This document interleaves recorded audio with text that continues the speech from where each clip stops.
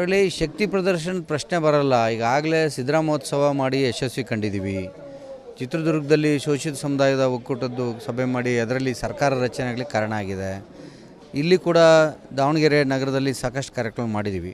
ಇಲ್ಲಿ ಶೋಷಿತ ಸಮುದಾಯದ ಒಕ್ಕೂಟದ ಎಲ್ಲ ಪದಾಧಿಕಾರಿಗಳು ಮತ್ತು ಮುಖಂಡರುಗಳು ಸೇರಿದ ಉದ್ದೇಶ ಏನಂದರೆ, ಈ ಸಮುದಾಯದ ದಾರ್ಶನಿಕರ ಜಯಂತಿಗಳೇನು ನಡೀತವೆ ಆ ಕಾರ್ಯಕ್ರಮಗಳನ್ನ ಎಲ್ಲ ಈ ಶೋಷಿತ ಸಮುದಾಯದವರೆಲ್ಲರೂ ಒಗ್ಗಟ್ಟಾಗಿ ಆಚರಣೆ ಮಾಡಬೇಕು ಅಂತಕ್ಕಂಥದ್ದು ಮೂಲ ಉದ್ದೇಶ.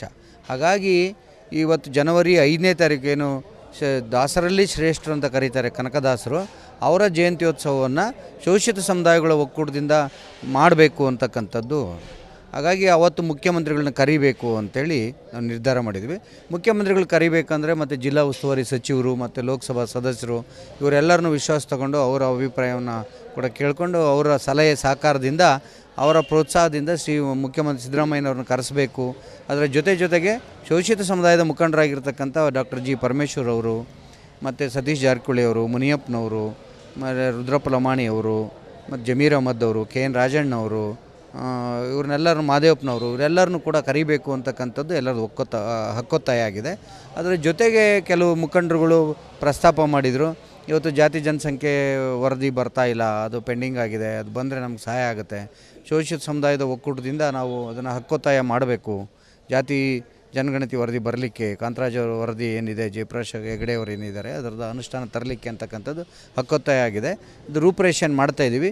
ಮುಂದಿನ ಸಭೆನ ಇದೇ ತಿಂಗಳು 22ನೇ ತಾರೀಕು ಭಾನುವಾರ ಇಲ್ಲಿ ಮತ್ತೆ ಪೂರ್ವಭಾವಿ ಸಭೆಯನ್ನು ಇನ್ನೊಂದು ಕರಿತಾ ಇದ್ದೀವಿ.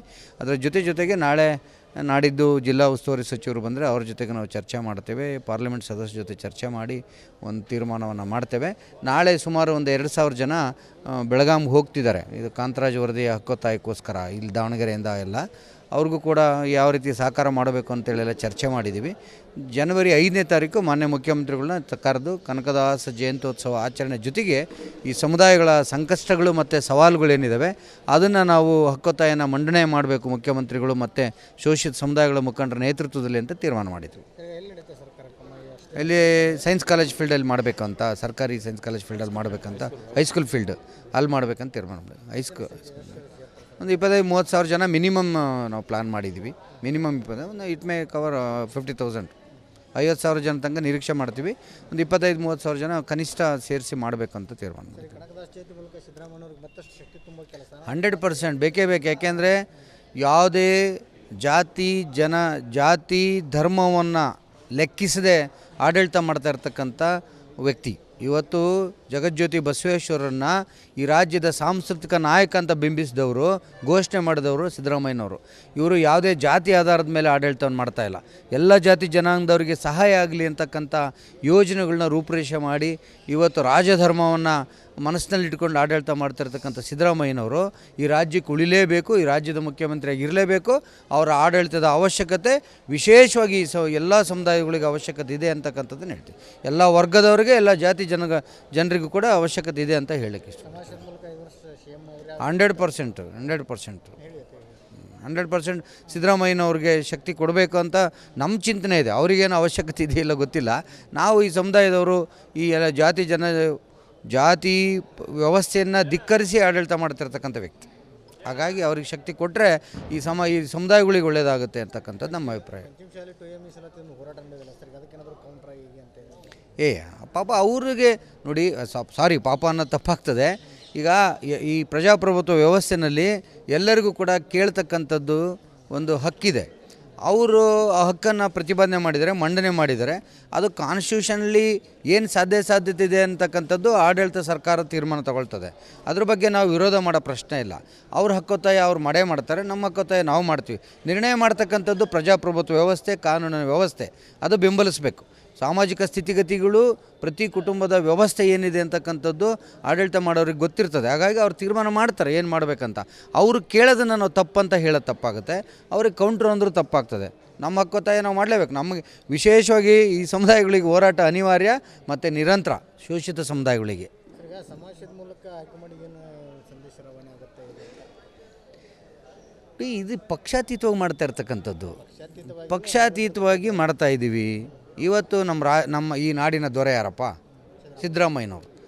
ಈ ನಾಡಿನ ದೊರೆ ನಮ್ಮ ಅಳಲನ್ನು ಕೇಳ್ತಕ್ಕಂಥ ಸೌಜನ್ಯ ಇದೆ.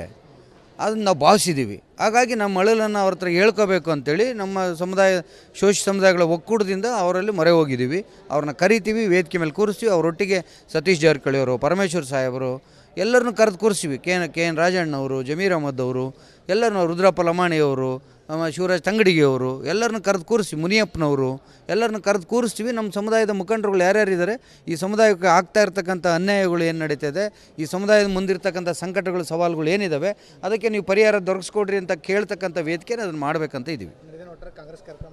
ನಾವು ಪಕ್ಷಾತೀತವಾಗಿ ಮಾಡ್ತೀವಿ. ಶೋಷಿತ ಸಮುದಾಯಗಳ ಒಕ್ಕೂಟ ಮತ್ತು ಹಿಂದುಳಿದ ಜಾತಿಗಳ ಒಕ್ಕೂಟದಿಂದ ಮಾಡ್ತಾಯಿದ್ವಿ. ಒಳ್ಳೆ ಶಕ್ತಿ ಪ್ರದರ್ಶನ ಪ್ರಶ್ನೆ ಬರಲ್ಲ. ಈಗಾಗಲೇ ಸಿದ್ದರಾಮೋತ್ಸವ ಮಾಡಿ ಯಶಸ್ವಿ ಕಂಡಿದ್ದೀವಿ. ಚಿತ್ರದುರ್ಗದಲ್ಲಿ ಶೋಷಿತ ಸಮುದಾಯದ ಒಕ್ಕೂಟದ್ದು ಸಭೆ ಮಾಡಿ ಅದರಲ್ಲಿ ಸರ್ಕಾರ ರಚನೆ ಆಗಲಿಕ್ಕೆ ಕಾರಣ ಆಗಿದೆ. ಇಲ್ಲಿ ಕೂಡ ದಾವಣಗೆರೆ ನಗರದಲ್ಲಿ ಸಾಕಷ್ಟು ಕಾರ್ಯಕ್ರಮ ಮಾಡಿದ್ದೀವಿ. ಇಲ್ಲಿ ಶೋಷಿತ ಸಮುದಾಯದ ಒಕ್ಕೂಟದ ಎಲ್ಲ ಪದಾಧಿಕಾರಿಗಳು ಮತ್ತು ಮುಖಂಡರುಗಳು ಸೇರಿದ ಉದ್ದೇಶ ಏನಂದರೆ, ಈ ಸಮುದಾಯದ ದಾರ್ಶನಿಕರ ಜಯಂತಿಗಳು ಏನು ನಡೀತವೆ ಆ ಕಾರ್ಯಕ್ರಮಗಳನ್ನ ಎಲ್ಲ ಈ ಶೋಷಿತ ಸಮುದಾಯದವರೆಲ್ಲರೂ ಒಗ್ಗಟ್ಟಾಗಿ ಆಚರಣೆ ಮಾಡಬೇಕು ಅಂತಕ್ಕಂಥದ್ದು ಮೂಲ ಉದ್ದೇಶ.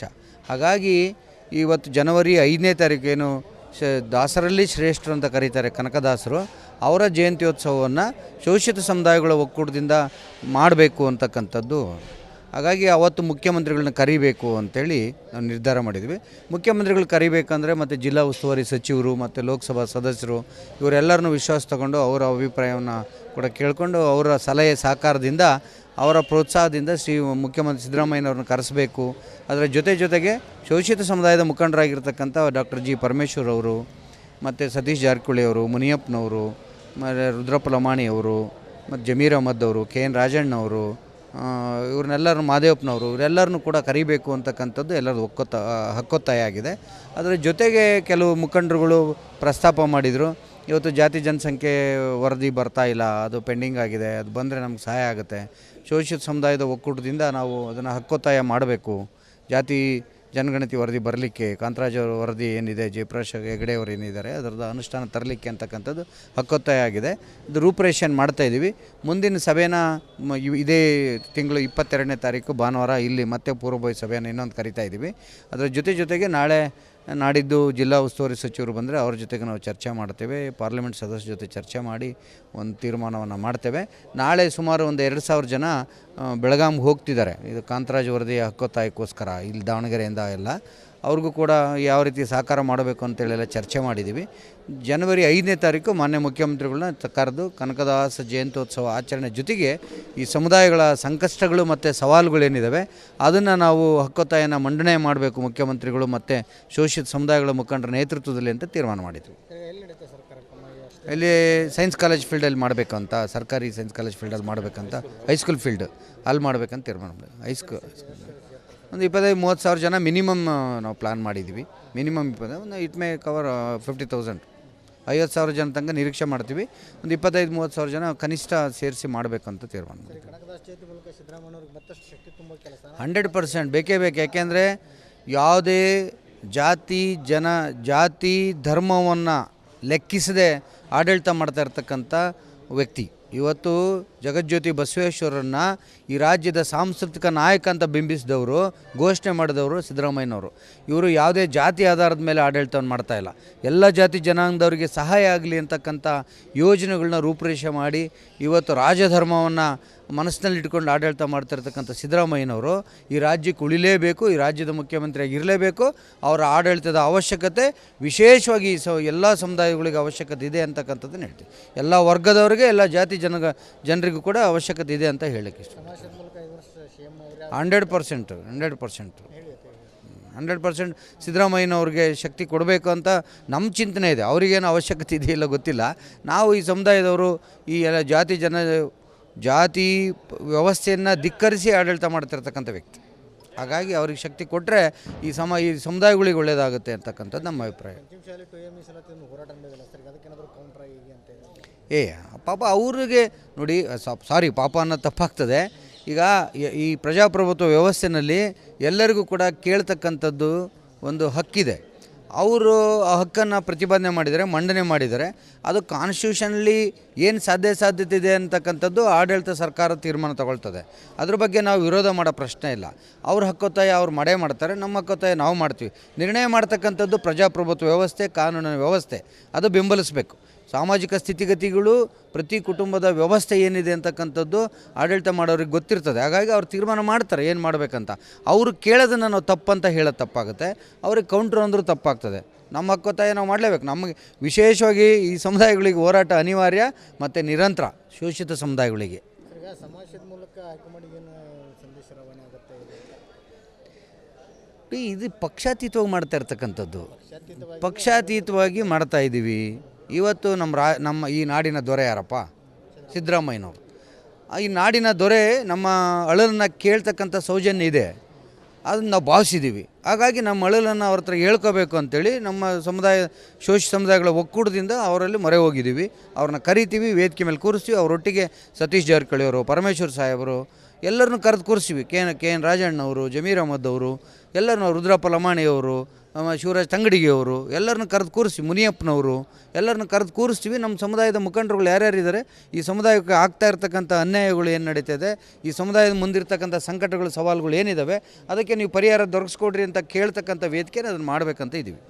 ಕಾಂಗ್ರೆಸ್ ಕಾರ್ಯಕ್ರಮ ಅಲ್ಲ ಸರ್, ನಾವು ಪಕ್ಷಾತೀತವಾಗಿ ಮಾಡ್ತೀವಿ.